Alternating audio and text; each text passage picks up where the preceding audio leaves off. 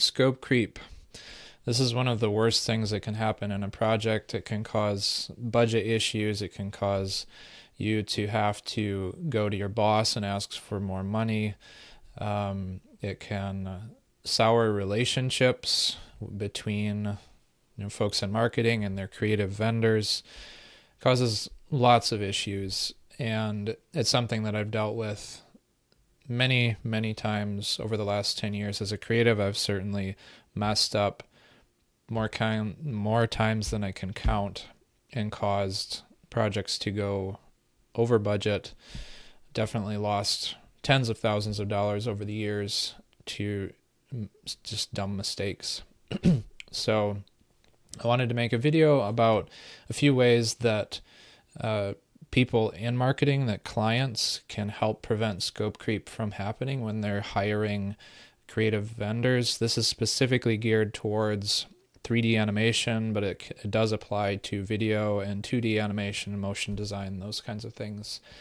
One note about that is that if you are someone in marketing hiring a creative person to do work for you, that creative should already have procedures that help them avoid scope creep and stay on track. But these are the things that you can do as a customer to help projects succeed, stay on budget and on timeline. And this is going to be split up into 4 chapters. So number 1, when you're going into a project, know your goals. 2 is know your product or service inside and out. Number 3, know your messaging and goals for each scene within the animation or within the video. And 4, calculate the length of the project accurately. And this one is applicable to animators as well as marketers, to just be sure that when you're going into something that these are kind of touchstones that you can keep in mind to make sure that you're in the right ballpark. All right, number 1. Know your goals going into the project. So this means before you start production or when you're in pre-production for an animation, be sure you know what platforms the video is going to be used on, what channels is it going to be used on, who is going to be using it in your team. Are there specific clips or versions that you need? Who is the audience? And what are the expectations or KPIs at the end of the project? In order to have successful outcomes from a project, we have to know what the expectations are at the very beginning. A good creative vendor can help you translate your marketing goals into a really good story and amazing visuals, but those goals have to be solid first in order to have success there. If the problem that a project is trying to solve it changes midway through the project, that video is no longer going to be effective for solving that problem anymore. At the beginning of every project at Raconteur, we go through a creative brief template that forces both myself and the client to answer these questions as best as we can. And it covers things like, what problems are we solving with this video? Who is the audience that we're talking to? What are the desired outcomes for this video? How will success be measured? Where will the video be used? What are competitors doing in the space so that we don't just end up looking the same as everybody else, and just a ton more things. Number 2, know your product inside and out.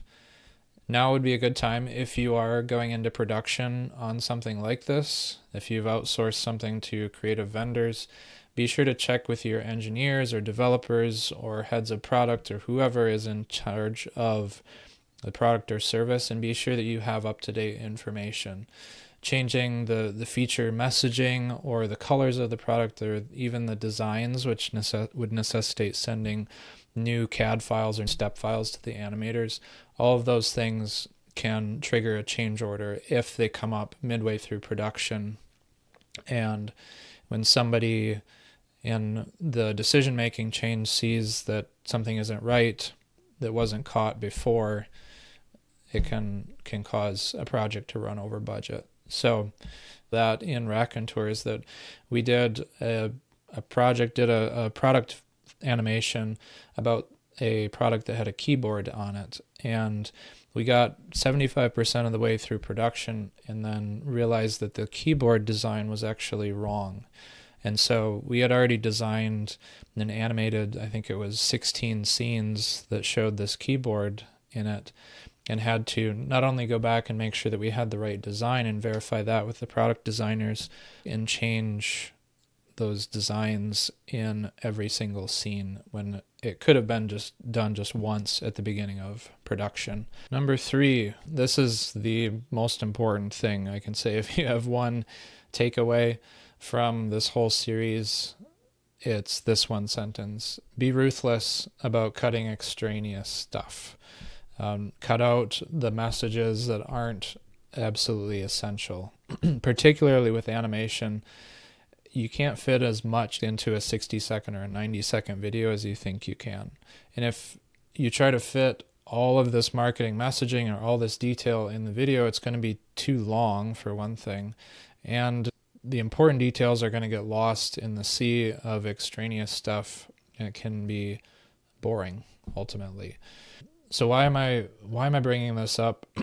Because it's not, at first glance, that's not exactly tied to scope creep. What can happen a lot is that the video might start with some simple goals or some simple messaging, but as production goes on and more people review the video, more and more details like let's add this, keeps on getting added to the messaging, and it ultimately dilutes and bloats the finished product.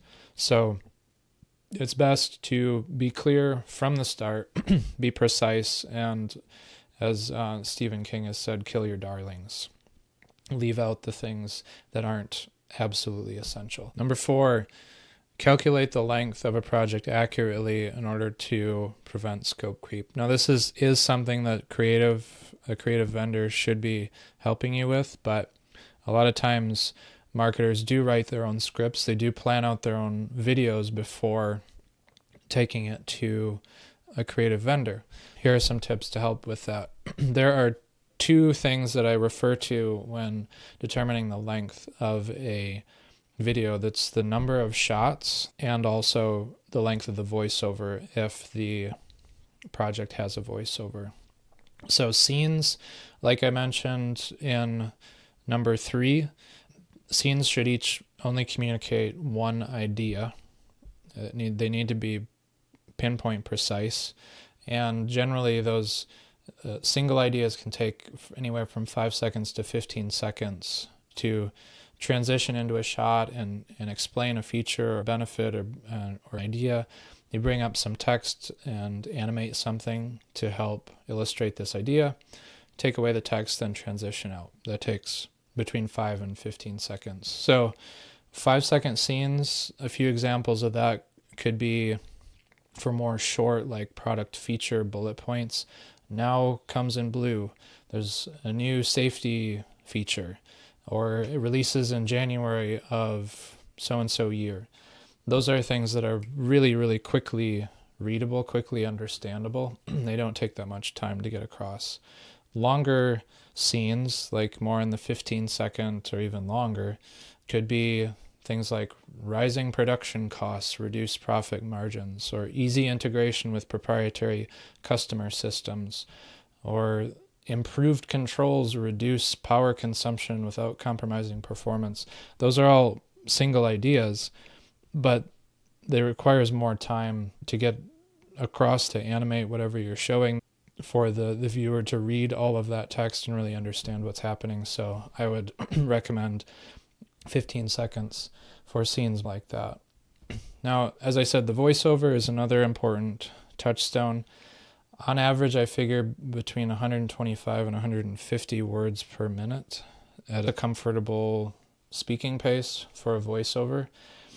You can go into your Word document or into your script, select the text, and determine how long the piece is going to be, and then be able to go to your animator and say, hey, we're estimating it's going to be X seconds long. Generally, when folks are trying to write scripts themselves, they go way long, like 250, 300 words, 400 words, and the expectation is that that's going to fit into a 60-second video. That's just not going to happen. So to time that out, read through the script yourself, record yourself, and give comfortable pauses between phrases to allow the audience to digest what they're watching. AI is all the rage right now, but if you post that script into an AI generated voice and time it out that way, it's probably not going to be accurate. It doesn't include things like phrasing and pauses and natural cadence of voice, and it can actually go a lot faster than humans can comfortably read. I hope this series of videos has been helpful in keeping your video or animation projects on track. All of these things that I've discussed, I've learned the hard way through over 10 years as a professional creative and a professional animator. And all of these things are in our procedure at Raconteur to help projects ensure that they stay on track, on budget, on timeline, and that customers get something that really performs well for them. So if you're dealing with these kinds of issues with a creative vendor or even with an internal creative project, feel free to reach out. More than happy to chat and see if there's any way that I can help spot any potential issues with a creative project that you're working on right now.